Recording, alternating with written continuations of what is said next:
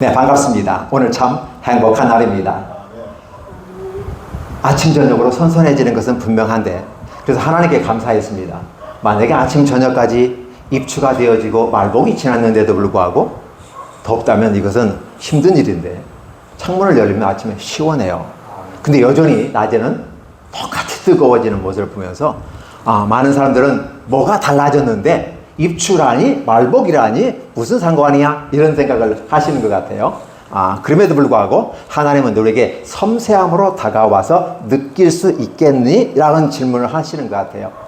하나님은 오늘 저와 우리 모든 이 자리에 참석하신 분들에게 내가 너와 함께 한다 라는 것을 말씀해 주시는데, 그 말씀해 줬다고 해서 꼭 언어로 말씀해 주시는 게 아니라 자연 만물의 이치를 통해서 얘기해 주시는 것 같습니다.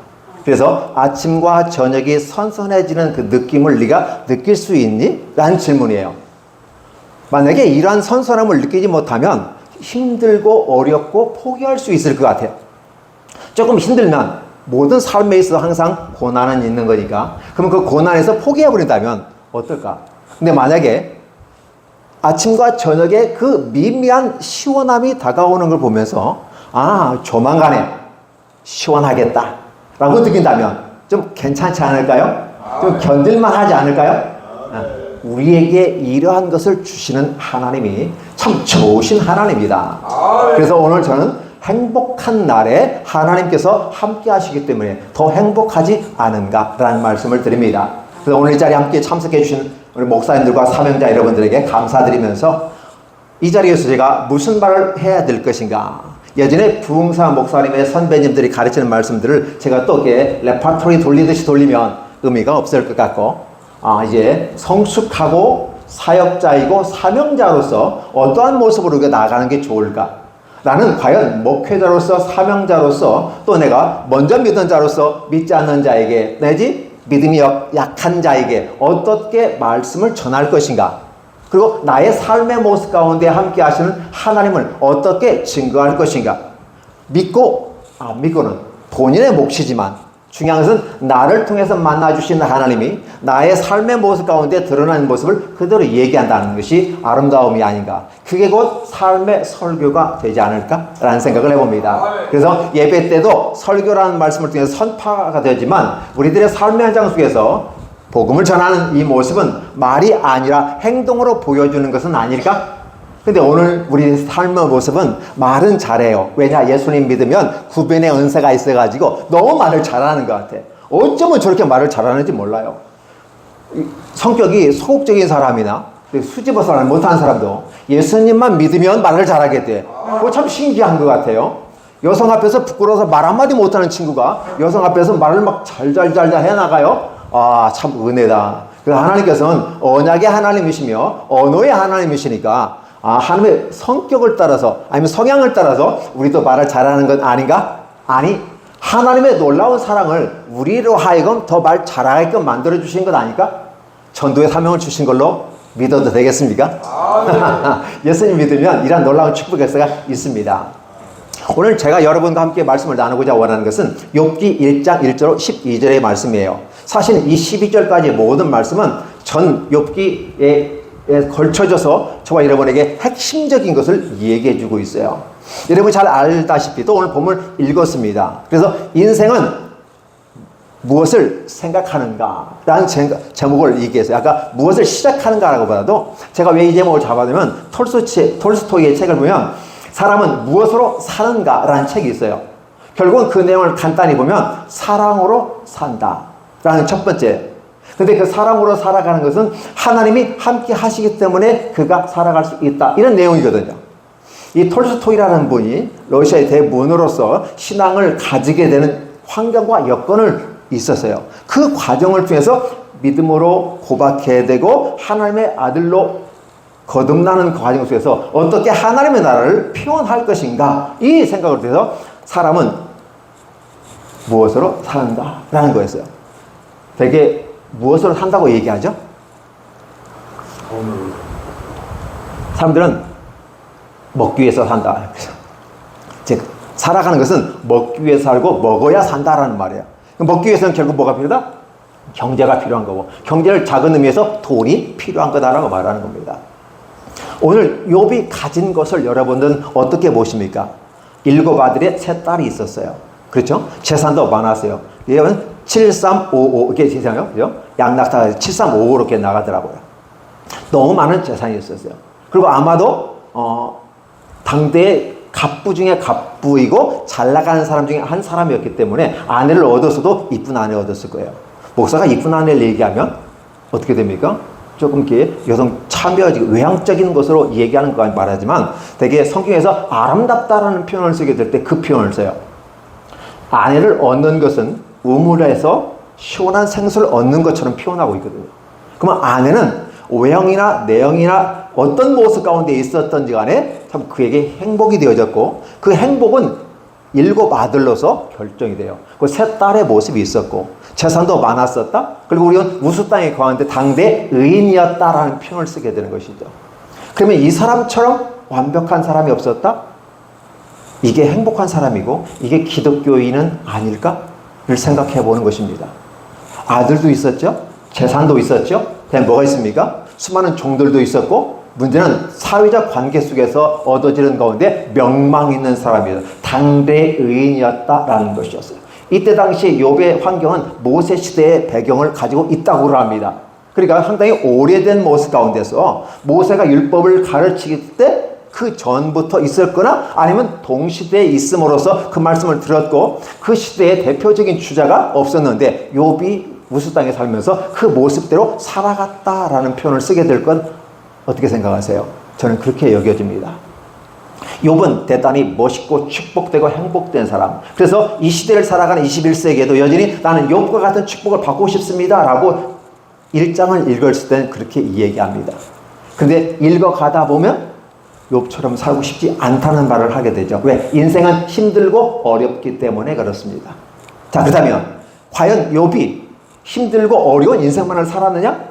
여러분 알다시피 마지막에 가면 1장에 곱절로 하나님 축복을 주십니다. 그래서 7355로 복을 주시는데 갑절로 주시면서 아들은 7 아들 그대로 주시고 딸 3을 주셨는데, 그 예전의 모습은 어떤 모습인지 항상 우리 조사론에서 보면 비포와 애프터를 구별합니다. 그러니까 하나님이 우리에게 복을 주셨는지 안 주셨는지는 뭘로 바라본다? 물량적인 것으로도 바라볼 수도 있고, 외형적인 부분 속에서 똑같이 7의 3 딸을 주셨는데 이 아들 7도 여전히 멋있거니와 특별히 딸들은 더 예쁘고 멋있고 당대의 최고의 아름다운 미인이었다라는 표현을 쓰게 되죠. 그리고 욥은 그 어려운 험난한 과정 속에서 아내도 잃어버렸고, 그죠? 하나님을 욕하고 죽으라 그러면서, 그럼에도 불구하고 욥은 하나님 앞에서 범죄하지 않았다. 이미 우리가 다 알고 있는 부분이에요. 자, 그러면 저는 여기에서 무슨 설교를 여러분에게 해야 될까요? 목사님들이고 사명자이고, 그렇죠? 또 지도자이고 누구에게든 복음을 전하는 사람, 또 설교하는 사람들이 앞에서 저는 여기에서 무엇을 얘기할까? 인생은 무엇을 생각해야만 하는가라는 사실이죠. 첫 번째가 우리가 생각해 볼 수 있는 것은 아들, 딸의 문제가 이 땅에서 대대손손 이어가면서 너는 살아 있어라 라는 하나님이 아담과 하와에게 준 축복이기 때문에 아들, 딸을 낳아서 대를 이어가고 메시아가 오실 때까지 열심히 살아가라고 하는 이 권리를 주셨어요. 그럼 아들, 딸을 낳는 것은 대단히 큰 축복입니다. 재산도 마찬가지죠.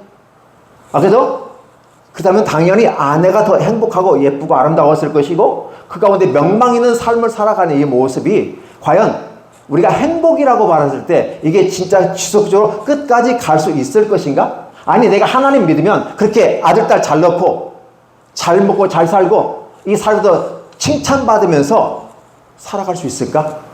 여러분 어떻게 생각하세요? 오늘 이 문제에 대해서 고민스럽습니다.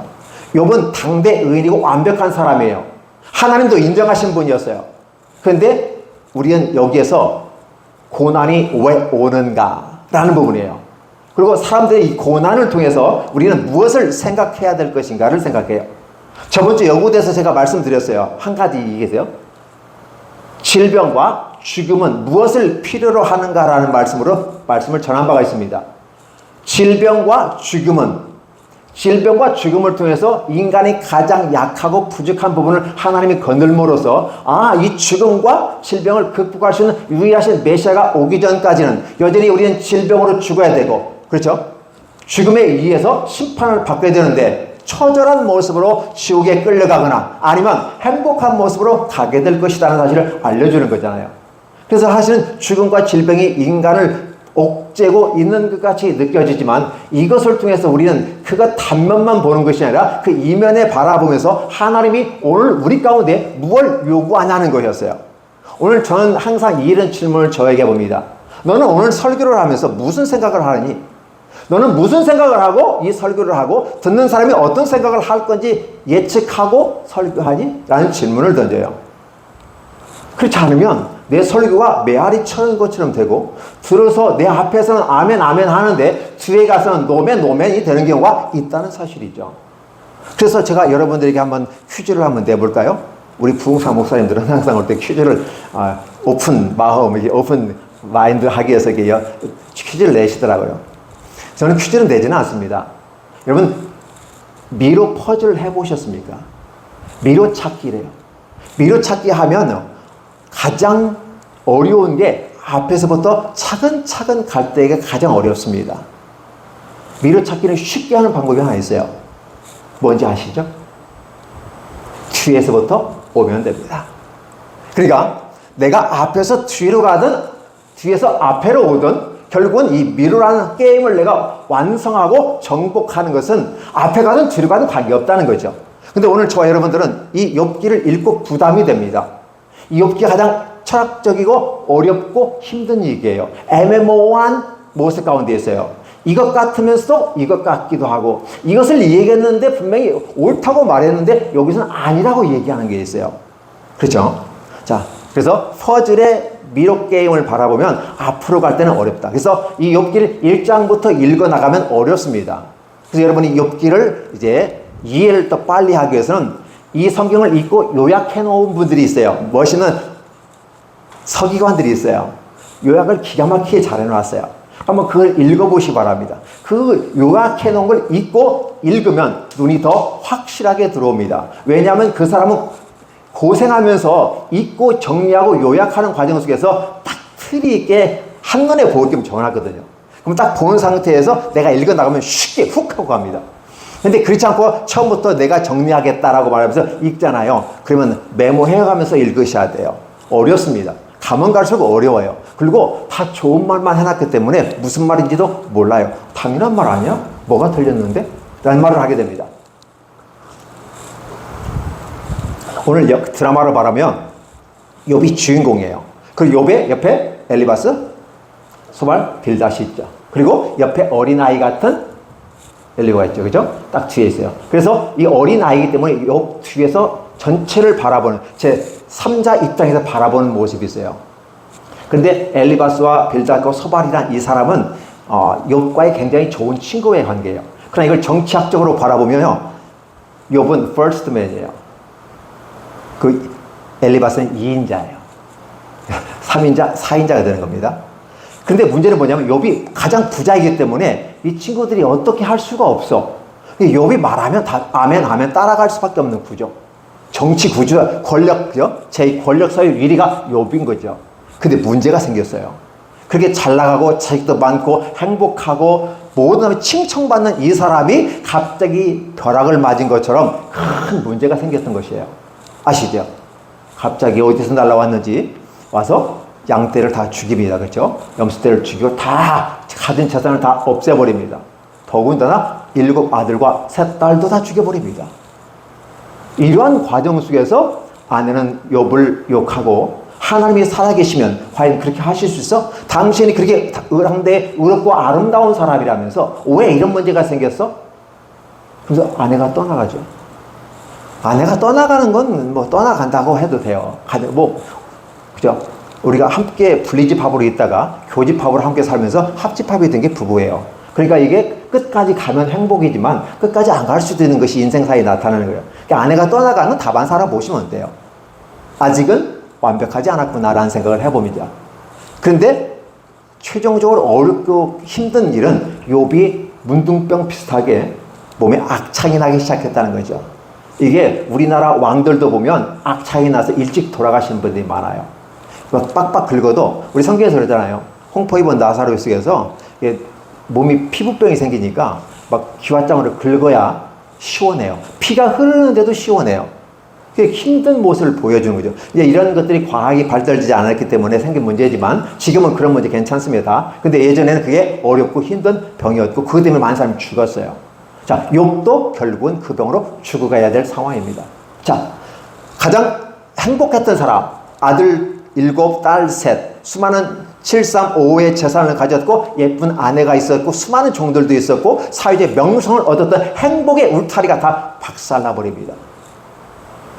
이 모습 가운데 욥이 슬퍼하는 겁니다. 그랬더니 친구들이 와가지고 함께 위로차 왔다가 일주일 동안 그래도 의리가 있지 같이 울어줬어요. 너무 처참하니까. 그런데 일주일이 지나면서 도대체 이거 웬일이지? 라고 생각하면서 정신을 차리고 보니까 하나씩 보이는 것 같아요.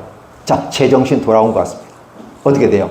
권력 서열 위리가 무너지기 시작하면 누가 득세를 합니까? 권력 서열 2위가 득세합니다. 엘리바스가 권력 서열 2위가 된 것 같아요. 공격을 해야 되는데 이 빌닷과 소바는 눈치 보면서 보조 맞춰주기 정신없어요. 이 엘리바스가 굉장히 멋있게 공격을 해야 됩니다. 그의 공격의 모든 핵심들을 보면 심지 않은 나무에서 열매를 딸 수 없고 불 떼지 않는 곳에서 연기 나올 수 없는 것이다. 그렇죠? 이게 요즘 말로 말하면 공로주의, 기여주의 이런 것들이 지금 엘리바스와 그 3명의 친구들을 지배하고 있어요. 자, 그렇다면 그동안 우리가 욥의 모습을 통해서 흠을 잡을 수가 없었어.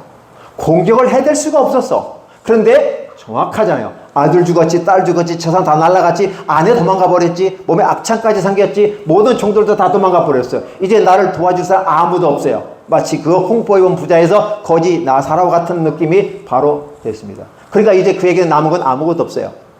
그게 이제 무시하기 시작하는 겁니다. 그래서 욥이 슬퍼하니까 처음엔 위로해 준다 시고 와서 위로를 해줬는데 과연 위로였을까? 라는 생각을 하죠. 이 세상은 내가 뭔가를 가지고 있을 때 위로를 받을 수 있습니다. 아까 목사님이 저를 칭찬하는데 왜 칭찬하시지? 솔직히 나 내놓을 것도 없는데 뭐 왜 칭찬하실지? 이런 생각을 해봤어요. 내가 뭘 가지고 있나? 뭔가 더 많이 가진 거 있나? 아무것도 없는데 교회도 작고 부족하고 눈도 시집구리해가지고 잘 안 보이는데 이런 부분 중인데 나보고 뭐 굉장히 높여주셔요. 저보다 훨씬 인격이 많으시구나 이런 생각을 해봤어요. 왜? 연배도 나보다 높으신데 우리 선배 목사님이 그죠? 이렇게 높여주는 모습을 보면서 좀 생각이 달라졌어요. 근데 문제는 욥은 그렇지 않고 지금 완전히 내려가는 입장이에요. 그죠? 내려가는 입장이기 때문에 이제는 그동안에 밀지 못했던 엘리바스와 그 사람들이 뭉치기 시작해서 공격하기 시작합니다. 너 슬퍼하는 건 내가 알겠는데 근데 여러분 기억해 주세요. 상대방이 아파서 슬퍼하면 이해가 되나요? 이해가 되나요? 이해가 안 됩니다. 근데 마치 이해가 되는 것처럼 자기 마음이 굉장히 큰 넓은 것처럼 얘기하고 있어요. 이해가 되지 않아요. 그 사람의 위치와 환경에 있지 않으면 우리는 이해할 수 없는 상황인데 이해되는 것처럼 생각해 주는 것처럼 이렇게 하면서 공격이 돼요. 그래서 이 얘기하는 거 뭐냐면 자, 너 고난이 생겼어. 이거 분명히 문제가 있어. 인생은 말이야 고난이 없어. 너처럼 행복하게 살았잖아. 근데 문제는 고난이 생겼어. 그냥 생기겠어? 문제가 있지 않겠어? 라는 거였어요.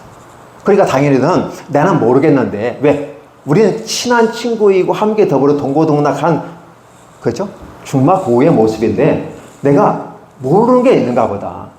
너 분명히 뭔가 있어. 나는 모르는데 하나님 앞에서 문제가 있는 거 아니겠어? 그러니까 그런 문제 생겼지. 그러니까 너 회개하는 게 합당하다고 얘기해요. 엘리바스가 처음엔 부드럽게 이야기합니다. 1차에서는. 2차가 어때요? 욥이 자꾸 거짓해요. 아니다. 나는 아니다. 1장을 읽어보셨지만 욥은 자기 죄뿐만 아니라 아들들의 죄까지도 혹여 마음으로라도 범죄했을까봐 잔치 끝나면 제사 드렸던 욥 철저한 사람이에요. 저는 욥을 좋아하지 않아요. 또 이렇게 신앙생활해요. 아들 쫓아다니면서까지 결혼식, 생일잔치 하고 그러면 이때 잔치했으니까 술 먹을 수 있고 입으로 하나님을 범죄할 수 있어. 하든 안 했든 관계없이 나는 제사를 드려야 돼. 쫓아다니면서 제사 드리는 사람이에요. 진짜 힘들게 살아가는 사람이에요. 근데 한편에서 보면 욥처럼 하나님 앞에서 죄 짓지 않고 하나님 복을 받아 우리가 누리는 것은 죄를 내가 제사를 드리고 회개했기 때문에 이것을 유지하는 건 아닌가? 어떻게 보면 욥이 그렇게 생각할 수도 있을 것 같습니다. 그렇죠? 내가 내 거 막 회개하고 잘못했다고 잘못해서 잘못한 건지 잘못 안 해도 잘못했다고 그런 건지 어쨌든 막 중언부언하는 것 같은 느낌을 가질 수도 있어요. 근데 그 하나님께 그렇게 했다는 거죠. 근데 하나님은 그걸 받으셨어요. 중심을 받으신 거죠. 그러니까 또 행동과 외형의 모습이 아니라 욥의 중심을 받으신 것이 이 본문에서 나오잖아요.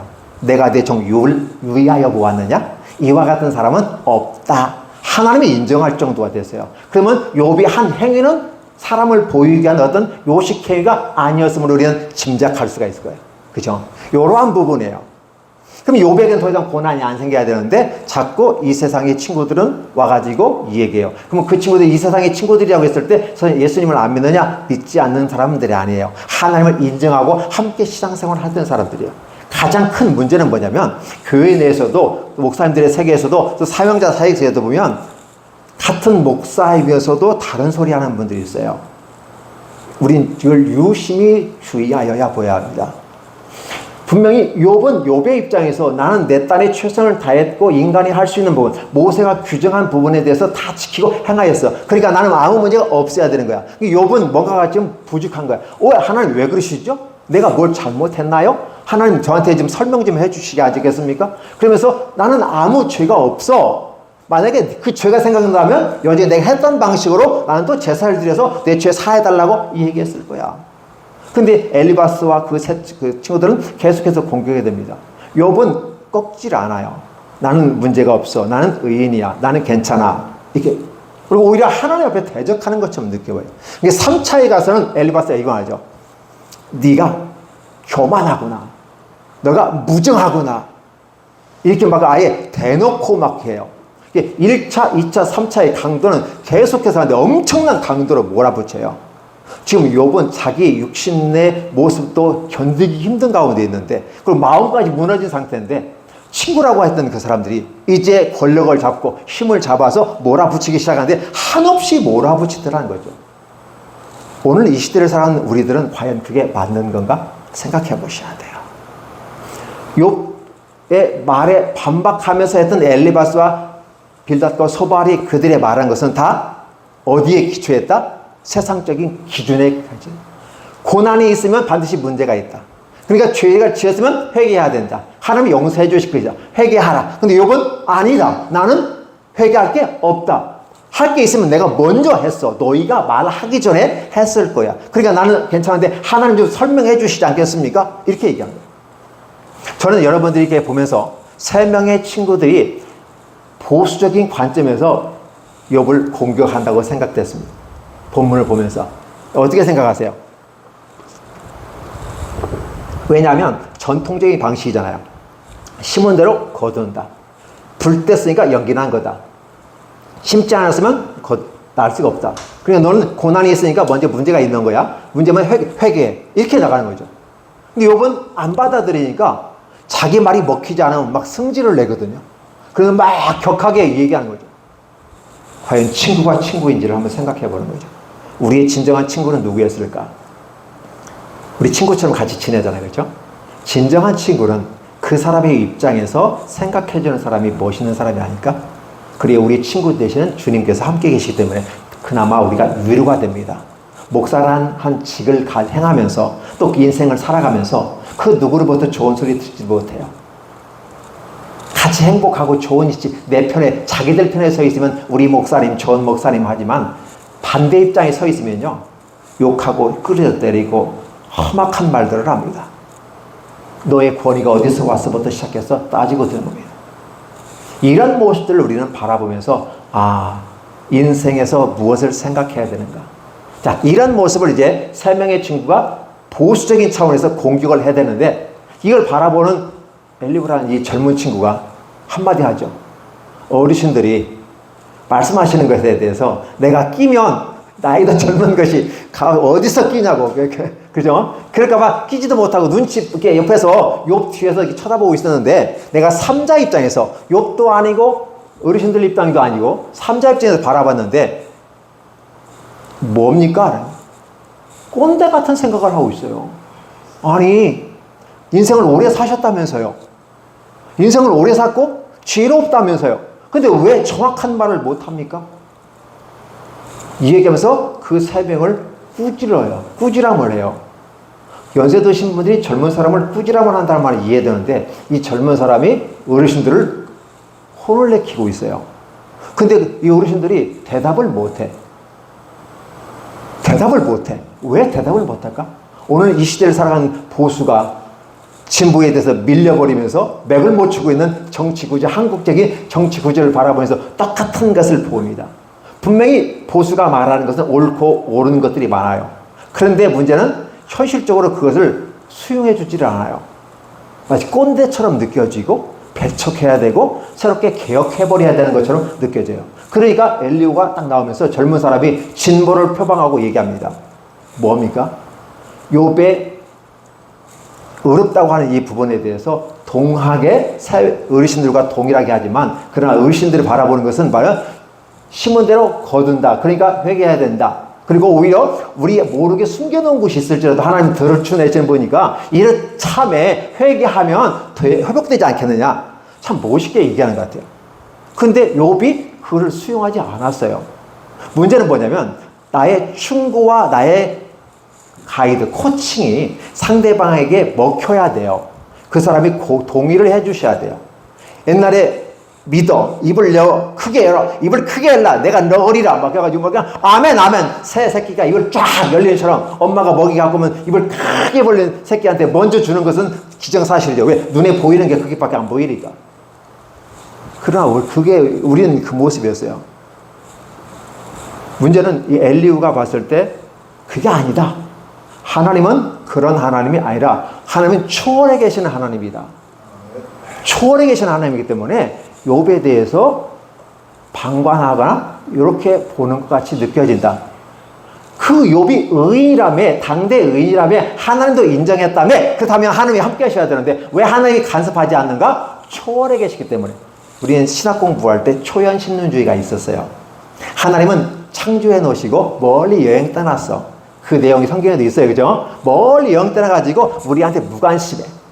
그러니까 고난을 당하든 어쨌든 간에 자기 백성이고 뭐고 간에 필요 없어. 그냥 그 여행 가신 거야. 그건 네 몫이야. 이런 식의 이제 얘기하는 거죠. 하나님은 창조한 것까지는 동의하지만 우리 가운데 함께 하신다는 거에 대해서 인정을 하지 않아요. 그런데 문제는 뭐냐면 이러한 과정 속에서 결국은 고난이 왜 왔는지 아무도 몰라요. 무슨 얘기할까요? 우리는 세 명의 친구와 엘리후, 젊은 엘리후, 보수와 진보의 관점에서 욥에게 다가가서 나름대로 자기가 성경에서 얻은 경험, 그렇죠? 지식들, 내가 살아본 바에 의하면 이런 것은 이거니까 이런 이거래라고 했지만 결국은 다 틀렸어요. 결론적으로는 뭐가 나와요? 하나님이 심판을 하시죠. 아시다시피. 네. 그래서 새 친구들은 하나님이 책망을 합니다. 욥이 옳고 네가 틀렸어. 만약에 욥이 너를 위해서 중보하지 않으면 난 너희를 심판할 거야. 그냥 너희는 가서 욥에게 사과하고 예물을 드려서 제사를 통해서 회복시켜. 그래서 원래 관계를 회복시켜 나가는 것이 좋겠다라고 권합니다. 그래서 세 명의 친구들이 욥에게 다가와가지고 예물 드리고 하나님께 용서를 욥이 구하니까 용서가 돼요. 근데 엘리후는 하나님이 책망하지 않았어요. 하나님의 애매모호함에 대해서 엘리후는 좀 본 것 같아요. 그러니까 이 시대가 지금 우리가 계속 보수에 의해서 지워졌지만 해겔의 변증법에 따르면 정반합의에서 지나간다는 역사의 발전적인 것을 바라볼 때 정이 있었는데 이 정이 보수라고 규정한다면 제 기능을 못 하잖아요. 그러면 반대 세력이 나타나서 정을 타도합니다. 타도하고 이 반이 정의 자리 가요. 그래서 기득권 세계를 가집니다. 그래서 쭉 가다가 또 이것에 대한 문제를 발견하고 또 반이 나와서 타개하고, 그래서 역사는 그렇게 흘러간다고 해결은 변증법적으로 설명을 했어요. 굉장히 멋있는 해석이고 다 받아들이는 모습이기도 합니다. 근데 문제는 하나님은 어떤 분이라는 거에 대해서 오늘 저와 여러분들이 생각을 하세요. 과연 욥의 입장에서 하나님은 어떤 분이었을까? 하나님은 욥에게 무엇을 생각하라고 했을까? 분명히 잘 먹고 잘 살고 풍족하고 축복받는 이 모습이 하나님이 주신 에덴 동산에서 모습과 같은 모습을 모세 당시에 그렇게 누렸던 사람이 없는 것 같은데, 모세의 친구인지는 아니지만 당대의 우주상에 있던 욥이라는 사람은 그걸 복을 누리고 살았다는, 구약에서부터 누렸다는 사실이죠. 그러면 오늘도 이 땅에서는 우리가 그렇게 살아가는 것이 복이라고 말하는 거예요. 근데 문제는 뭐냐면, 이 복이 우리 육체 가운데 우리의 기대를 따라, 우리의 필요를 따라 주었을 때 복이라고 얘기하는 건데, 진정한 복이 무엇이냐라고 가르치는 거죠. 진정한 복은 이 땅에서 잘 먹고 잘 살고 이 땅에 오래 장수하는 것도 복이 있는 것은 분명한 사실이야. 왜? 시편 잠언전도에서 다 그런 걸 이야기하고 있으니까. 그런데 문제는 하나님과 어떻게 교감하느냐, 하나님과 어떻게 소통하느냐가 중요하다는 거죠. 오늘 이 시대에 사는 모든 기독교인들, 특별히 이제 그리스의 헬라 철학을 통해서 신학이 정립되어지고 로마의 법 체계를 통해서 시스템이 갖춰지고, 유럽 구라파에 가서 기독교의 꽃을 피웠고, 미국에 돌아가서 하나의 기업을 이뤘다면, 한국에 와서는 대기업을 이뤘던 이 기독교의 모습이 지금 많이 무너지고 있는 이 시점에 오늘 우리들이 생각해야 될 건 뭘까? 하나님의 믿음과 사랑까지는 잘 해왔는데 결국은 끝까지 가는, 지속 발전하는 모습들, 즉 소망 가운데 인내하는 모습이 없었다는 거예요. 그러니까 그리스도 마찬가지고, 로마도 마찬가지고, 유럽도 마찬가지고, 미국도 마찬가지고, 오늘 이 한국 사회도 마찬가지예요. 믿음을 받아들였는데 아멘 아멘 아멘 할렐루야 했어요. 잘했어요. 또 사랑 실천하자, 잘했어요. 후원금 내서 선교하고 불효 덮고, 예. 그래서 자선조직 협회가 생겨서 최초의 사회복지가 생성된 것도 사실이에요. 그런데 기독교가 실수한 게 한 가지가 있어요. 실습을라도 뭐냐? 성경에서도조차도 이걸 애매하게 싹 넘어가 버렸어요. 하나님께서 애매하게 넘어가는 한 가지가 있는데, 이걸 목사님들도 얘기 안 하셔요. 소망 가운데 인내하며 네가 살아남고 견디는 것이 필요하다라고 했어요. 욥이 자기가 왜 태어났는가? 태어나지 않았다면 괜찮았을 건데. 그래서 때로 어떤 사람 그 정도 되면 목매 자살합니다. 첫째, 내 명예가 훼손됐어. 내가 바라볼 사람이 없어. 아들도 딸도 없지. 아내도 없지. 누굴 바라봐? 그리고 악창까지 생겼어? 이렇게 사람이 차라리 죽는 게 낫지. 깔끔하게 가자. 이런 식이 있어요. 근데 문제는 욥은 거기서 뭘 생각했어요? 살아남는 거였어요. 오늘 기독인들이, 한국 교회가 살아남아야 됩니다. 세상에서 욕합니다. 누가 욕합니까? 믿지 않는 사람들이 욕합니다. 맞습니까? 믿지 않는 사람들이 교회를 욕하는 건 당연한 거죠. 왜? 믿지 않으니까 믿는 사람을 욕하는 건 당연한 겁니다. 그러나 문제는 뭐냐면 더 욕하는 사람들이 있어요. 교회를 다녔다가 시험에 들었거나 교회 안 나가면서 가난한 성도가 되어버렸어요. 안 믿는다고 말하기는 그러니까 성도라는 단어는 붙여주고, 가나안이 안 나가게 되니까 결국은 성도는 교회를 통해서 양육받고 자라야 되는 하나의 홈그라운드가 되어지는데, 홈그라운드를 떠난 모습 가운데 교회를 욕하는 사람들은 더 그 사람들이 신랄하게 욕하더라. 왜? 세상 사람들은 모르니까 무턱대고 막 이렇게 싫어해요. 그런데 교회를 다녔던 사람들은 빠삭하게 알아. 그냥 집요하게 들었는데 엘리바스와 같이 집요하게 들어가요. 빌닷과 서발처럼 집요하게 들어가요. 그러면서 회개하지 않으니까 막 화를 내면서까지, 그동안은 어떻게 욥에게 화를 내요? 권력 소유를 1위인 욥에게 목소리 하나 뻥끗했다가는 후원금 끊어버리는데, 지원하는 거 다 끊어버리는데, 그렇죠? 사회복지에서 사회경제 이론에서 지원 안 해버리면 끝나요, 그냥. 그렇죠? 안 해버리면 끝나버리는 거거든요. 그러니까 감히 욥에게 권력 소유를 잃은 욥에게 말을 못했는데, 이제는 나올 곳 구멍도 없고 바라볼 곳도 없으니까 이제 막 공격하기 시작하는 거죠. 이런 모습들을 우리가 바라보는 거죠. 그런데 그 와중 속에서 욥은 살아있을 이유가 있는 거죠. 아내가 없어도 살아있을 이유가 있어요. 자식이 없어도, 딸이 없어도, 재산이 없어도, 노비가 없어도, 몸이 그렇게 썩어져 뭉그러져가는 과정 속에서 힘든 모습 가운데서도 살아남을 이유가 있죠. 왜 그러죠? 왜 그러죠? 저는 여기에서 목사님들의 목회 사역 가운데, 힘든 가운데 살아남아야 될 이유를 찾아봐요. 목사님들이 욥보다는 고난이 심하지는 않다고 생각됩니다. 그러다 보면 욥이 그 과정을 견디고 이겨냈더니 하나님이 갑절로 주셨다고 하는 그래서 before와 after를 비교해 봤을 때 복 주신 것에 근거해서 얘기할 수 있지만 이렇게 얘기하면 어때요? 또 근거 중심으로 이렇게 얘기하는 거잖아요. 그러나 중요한 것은 욥의 삶의 모습 가운데 대단히 중요한 건 뭐냐면 하나님을 드러내는 것이었어요. 아멘. 이 시대를 살아가는 많은 분들이 하나님을 믿는다고 말해요. 교회 와서 10년, 20년, 30년을 믿었어요. 그런데도 하나님에 대해서 이 얘기를 하면 말하지 못해요. 하나님과 만나셨습니까? 쭈삣 뭐라고 얘기하지? 한 발짝 한 발짝 물러가요. 주님 만나셨습니까? 아, 만났어요. 근데 어떻게 만나셨죠? 구체적으로 얘기해 주시면 좋을 것 같은데요. 어떠한 상태에서 당신은 하나님을 만났다고 말할 수 있습니까? 라고 물어보면 쭈삣가요. 정확히 대답을 안 해요. 몽학 선생, 초등 학문, 그렇죠?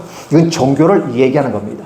그러니까 종교 상태에서 애매모호하게 설명하는 그 기준을 가지고 하나님을 마치 구름 가운데서 봉사가 소경이 코끼리를 만지는 것처럼 바라보는 게 몽학 선생이고 초등 학문이고 율법 가운데서 하나님을 바라보기 때문에 몰라요.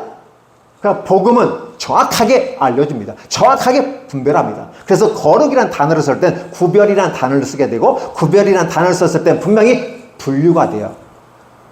목사님들이, 사명자들이, 기독교인들이 이 세상을 제대로 바라보지 못하는 것 같은 느낌을 받습니다.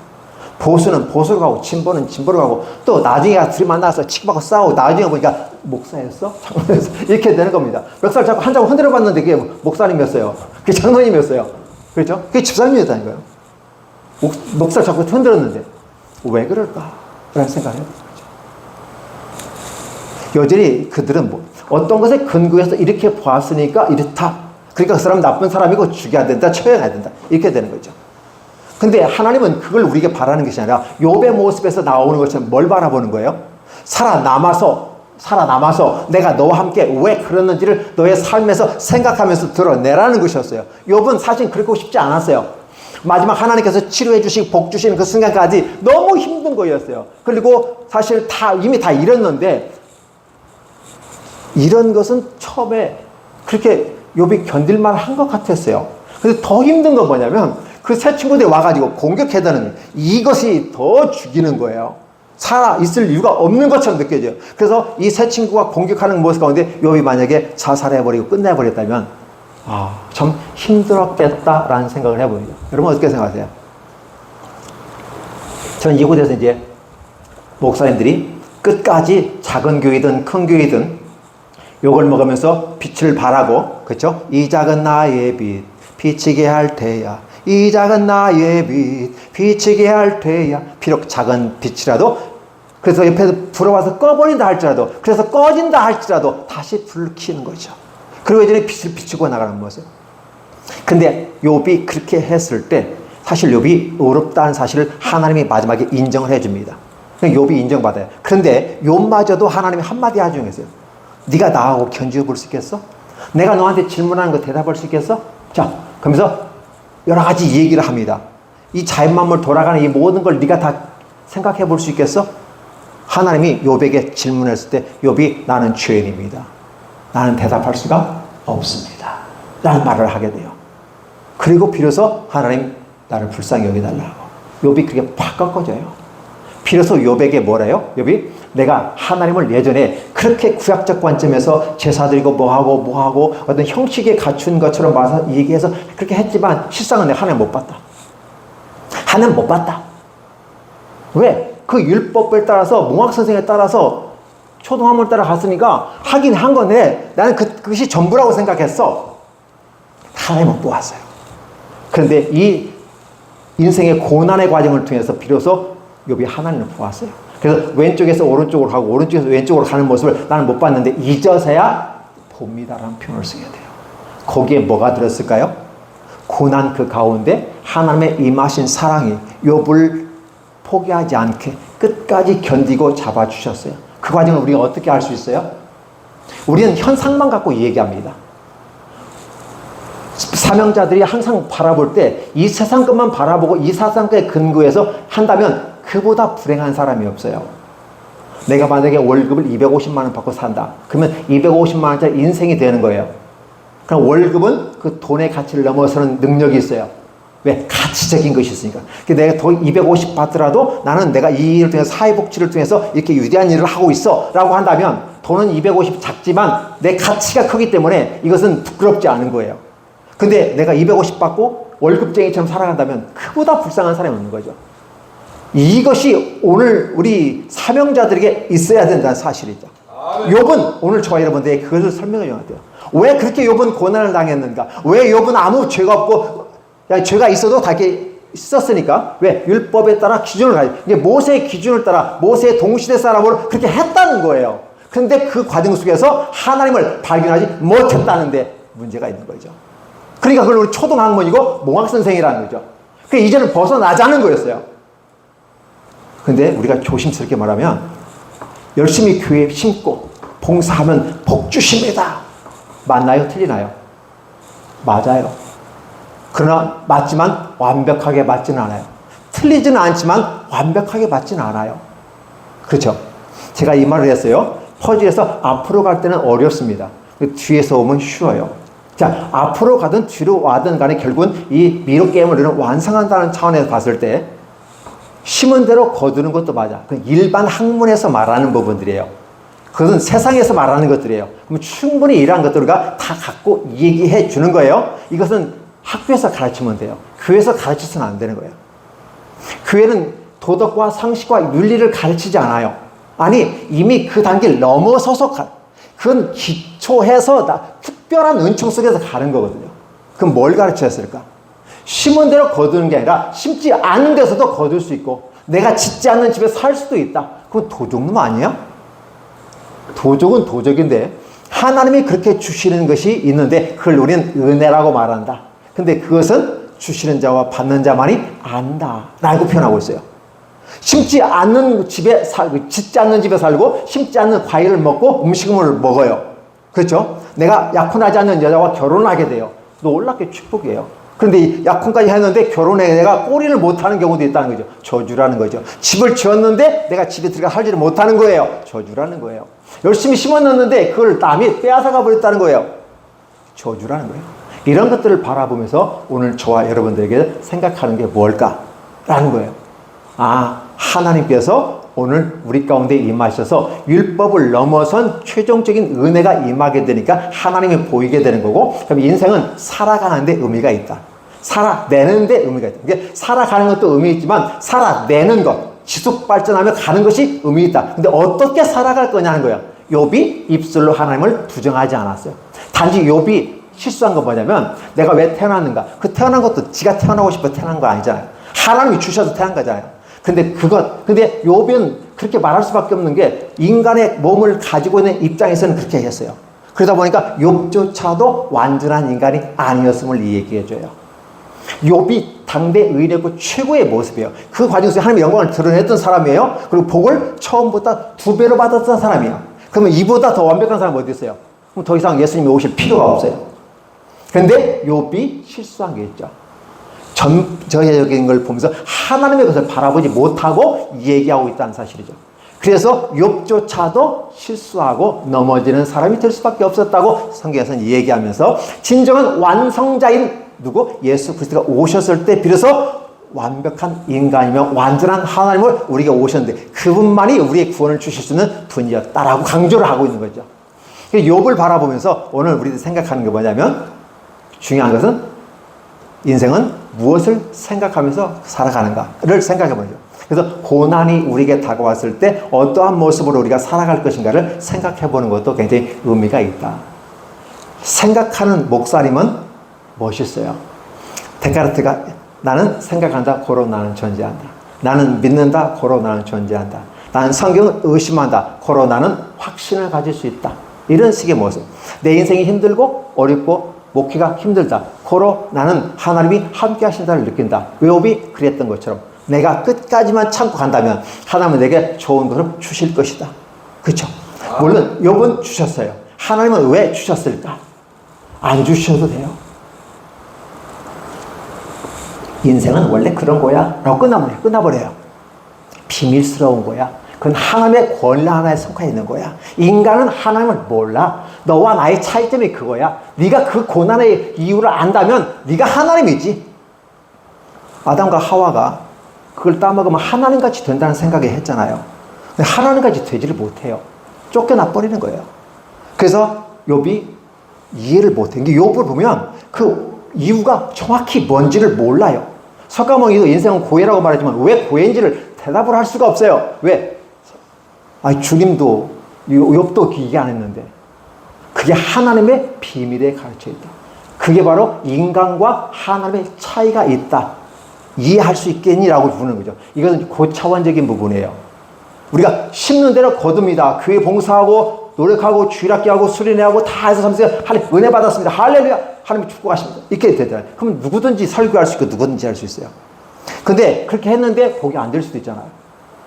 그렇게 다 했는데 아닐 수 있잖아요. 문제는 뭐냐면 들어가는 거하고 나오는 거하고 똑같아요. 퍼즐을 때 힘들게 들어가서 끝나서 끝나거나 뒤에서 들어와서 끝내거나 끝내면 똑같아요. 근데 답은 똑같아요. 뭐가 답이 똑같죠? 통과가 됐다는 거죠. 통과는 됐는데 달라요. 과정이 힘든 거잖아요. 그 모습 가운데 우리가 바라봐야 되는 거죠. 그래서 톨스토이는 무엇으로 사는가 했을 때 사랑으로 산다고 굉장히 강조하고 있다면 오늘 우리가 무엇을 생각할 거냐는 거죠. 생각할 수 있는 것은 하나님의 영광을 돌리고 나의 삶 속에서 어떻게 주의 영광을 돌릴 것인가. 단지 나는 하나님 앞에 쓰임받는 자로서 청지로 최선을 다할 뿐이다. 그 다음에 복을 주시고 안 주시는 건 내 몫이 아니고 주님 몫이다. 나는 축복하고 축복해달라고 말하지만 주시고 안 주시는 분은 주님의 몫이다. 그러면 큰 교회 작은 교회 관계없이 그분이 나와 함께 하시니까 역사해 주십시오 라고 말하는 것이 옳지 않을까를 생각해 봅니다. 감히 제가 여러분들 앞에 이 말씀을 드린 것은 이미라도 성경에 능숙하시고 다양한 설교를 하시는 분 가운데 한번 우리는 설교를 할 때 내뱉는 설교가 아니라 뒤에서 듣고 함께 거꾸로 오는 설교를 한번 들어보는 거 어떨까?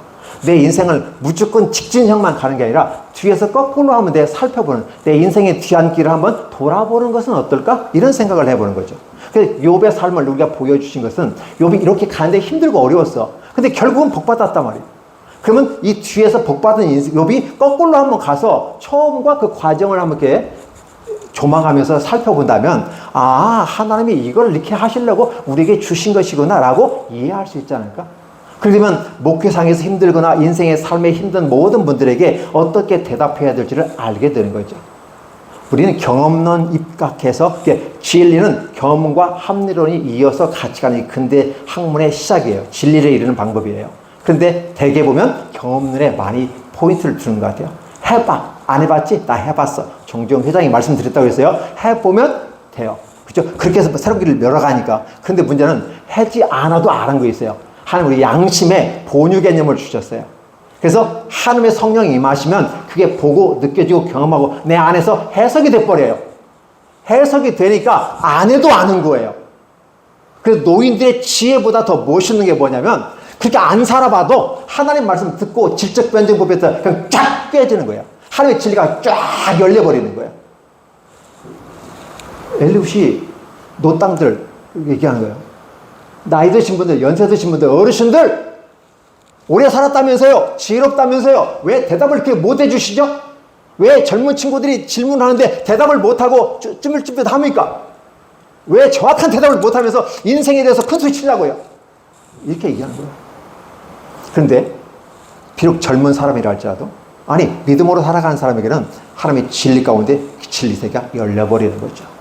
이 두 가지가 경험과 합리론의 모습으로 진리에 이르는 방법을 근대에서 방법으로 찾았다면 오늘 저와 여러분들은 양적 변증법도 있지만 질적 변증법도 있고요. 그리고 우리 인생을 전반적인 걸 할 때 하나님은 나와 다르구나. 내가 이해할 수 없는 게 있구나. 그래서 물어도 사도 요한이 사도 요한이죠? 제가 발음이 잘못 나왔습니다. 사울이 내 눈 고쳐주세요. 3번씩이나 기도했어요. 하나님 듣고 짜증내버렸어요. 너에게 준 것이 복이야. 너 힘들지? 알겠어. 견뎌. 욥 견뎠잖아. 너 견뎌. 근데 내가 너에게 그걸 걷어버리면 너 실패하고 넘어져. 그래서 너한테 준 거야. 내 은혜가 내게 족하니까 더 이상 얘기해. 이후로는 다시는 내게 기도하지 마라. 하나님이 그렇게 얘기했단 말이에요. 그것을 바라볼 때 잘 생각이 나요? 알겠습니다, 하나님. 더 이상 않겠습니다 하고 그 자신의 길을 걸어가는 모습을 봤어요. 그렇죠? 너무 멋있는 거예요. 그런데 그렇게 멋있다고 말하지만 그 길을 따라가기는 쉽지는 않아요. 형장의 이슬로 복음을 전하는, 그렇죠? 그 길을 걷고 마지막에 다들 여기 돌멩이 위에서 목이 잘라지는 그 순간까지 그 과정을 송지 소리를 통해서 다 봤어요. 참 힘겨운 삶이었구나. 어려운 삶을 살았구나. 외롭게 삶을 살았구나. 세상적으로 말하면 진짜 불행한 사람이구나. 근데 왜 우리는 사도 바울 좋아하죠? 사도 바울 왜 좋아하죠? 사도 바울처럼 그렇게 살 수 없을까? 바울처럼 살 수 없을까? 그런데 어떻게 돼요? 그렇게 못 살아요, 우리는. 그런데 그렇게 살고도 한대요.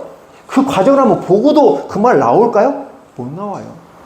그러니까 우리는 어떤 생각을 해야 돼요? 하나님 고맙습니다. 그저 나 같은 거 써주시고 나 같은 거 써서 여기서 설교할 수 있는 기회 주셔서 너무 감사드립니다. 네, 이렇게 가는 거죠. 그리고 큰 교회 목사님이 되든 작은 교회 목사님이 되든 중요한 건 나는 그게 중요한 게 아니라 복음을 전하는 사람. 그리고 그 내 어렵고 힘든 과정 속에서 끝까지 즐거워하며 복음을 전하다가 마지막 불꽃처럼 타오르는 인생이 되어야지 않을까? 김난준 목사님의 우리에게 던져주는 마지막 메시지였어요. 그렇죠? 그러니까 힘들고 어려운 부분이 있는 건 분명한 사실이다. 근데 문제는 그 과정 속에서 네가 하나님을 느낀다면 그것은 너에게 복이 된다. 네가 그 과정에서 하나님을 원망하고 저주하고 뛰쳐나가 버리면 저주가 될 거다. 그러나 끝까지 견디는 자는 축복을 하는데 욥의 모습을 봐라. 이 정도 되면 이해하고 지혜로운 사람들은 깨닫지 않을까라는 질문을 하나님이 던져주는 거죠. 그때 우리는 아멘 하게 되는 거죠. 그래서 힘들고 어려워도 자포자기하지 않고 포기하지 않고 하나님 원망하지 않고 끝까지 가는 모습이었으면 좋겠습니다. 끝까지 말씀을 들어주셔서 감사합니다. 기도하겠습니다. 하나님 감사합니다. 약하고 부족한 것이 와서 떠들었습니다. 이것이 저 앉아있는 분들에게 어떻게 다가올는지는 저는 모르겠습니다. 제 자랑 아니기를 원하고 단지 성경에서 이렇게 말씀하시고 하나님 말씀하시는 것에 대한 제가 고민하고 생각하는 것을 함께 나누는 시간이었습니다. 하나님 도와주십시오. 하나님의 종으로 부르심 받아서 목회자로 사명자로 또 복음을 전하는 자로 또 그 전하는 대로 그렇게 살아보려고 노력하는 성실한 사람이 되기도 원하는데 이 땅은 그렇게 우리를 살지 못하게 만들고 있고 살아간다고 했을 때 과연 네가 하나님의 종이야? 그렇게 하면서 무엇은 어떤 걸 내놓을 수 있는데 네가 뭐 할 수 있는데 하면서 비아냥거리는 많은 조롱거리를 마치 세 명의 친구였던 그들로부터 듣던 욥과 같이 우리는 듣지 않나 싶습니다. 그럼에도 불구하고 끝까지 주님 바라보고 하나님의 앞에서 내가 어렵습니다. 잘못한 거 있으면 가르쳐 주십시오 하면서 겸허하게 기도하면서 그리고 하나님 만났을 때 기뻐하며 찬양하는 멋진 욥의 모습이 우리들의 모습이 되게 하시고 목회 현장에서 있게 하시고 삶의 현장에서 있게 하여 주시옵소서. 예수님의 이름으로 축복하며 기도하옵나이다. 아멘.